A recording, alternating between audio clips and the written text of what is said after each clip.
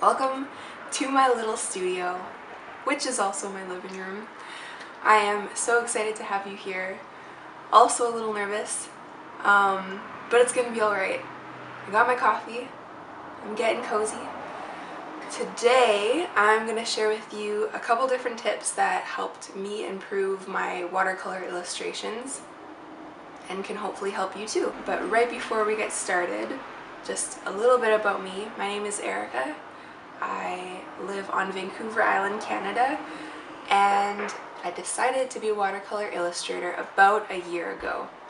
And I am self-taught, so I basically have been learning off other illustrators that have been so helpful with sharing their journey along the way and all their mistakes. So that's why I'm here. I want to help you guys.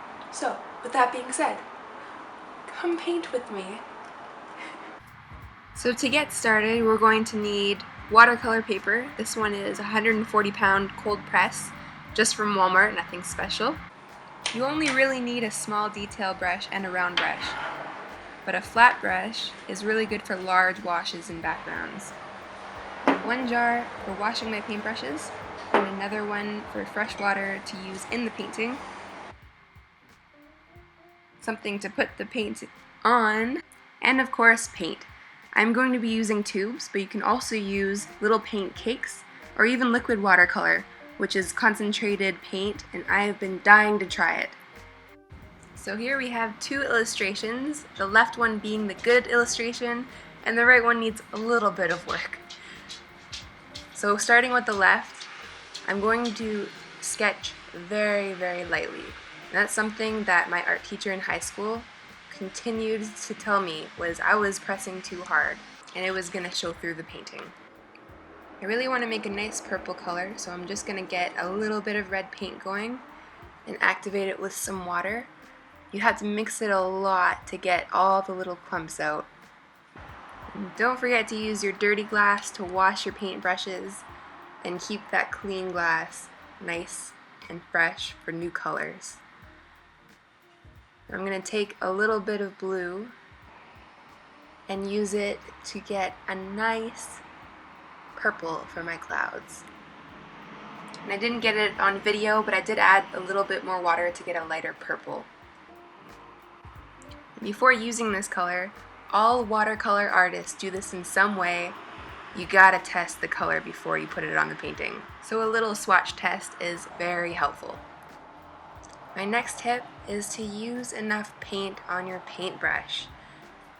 This took me a little while to realize, is that if the paint dries and you try to smooth it out, it's just gonna look super streaky. So make sure you have enough paint, but not a huge puddle. Because if you have too much water, then you're going to end up with all the color outside of the spot you put it on. All of the pigment is going to go on the edges. And really the sweet spot of having just enough paint comes with practice. And I know you've heard that quite a few times probably before. You can only get better if you practice.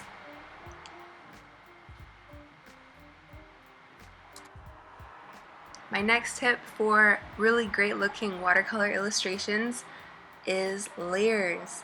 It adds so much dimension and contrast to your painting, and you won't be left with just a flat look.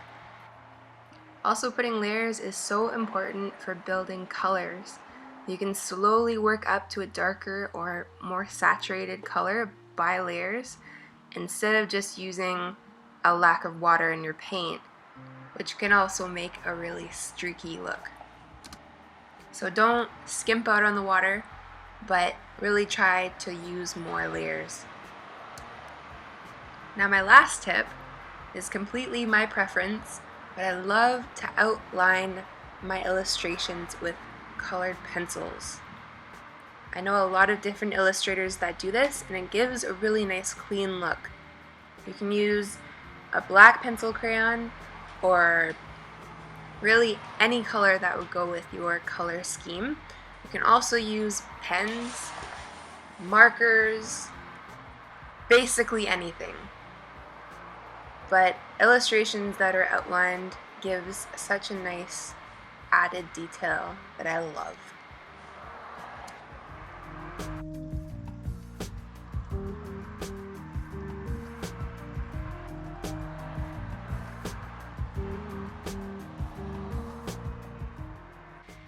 So just for a few examples of what not to do, like I was saying before, make sure that you're not pressing really hard when you're doing the sketch that's going behind the watercolor painting, unless you want it to show through.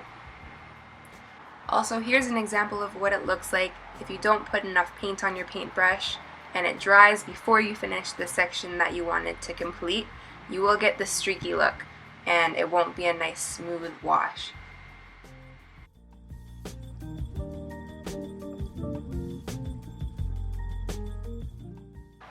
And finally, I decided to try outlining with my fine tip brush. The only downside to this is it kind of gives a blotchy look. So to avoid this, you can use the liquid watercolor that I was explaining before. It's very concentrated paint, and use a fine tip brush, and this will make your whole life easier if you're wanting to use paint to outline your drawings.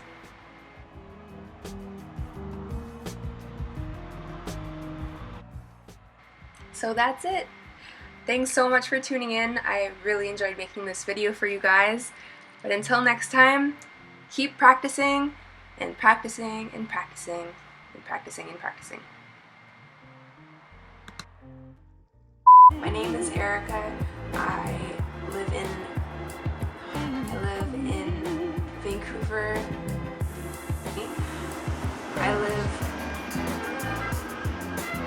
I live on Vancouver. I am on the